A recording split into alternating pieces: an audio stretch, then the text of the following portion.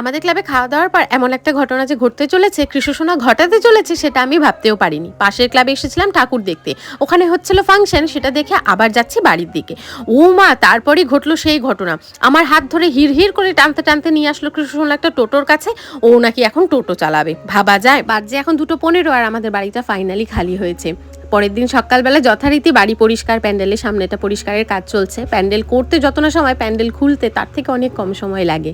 মায়ের বরণও শুরু হয়ে গেছে, এবার মায়ের বিদায় বেলা। কৃষু এখনো পুজোর রবেই মেতে রয়েছে।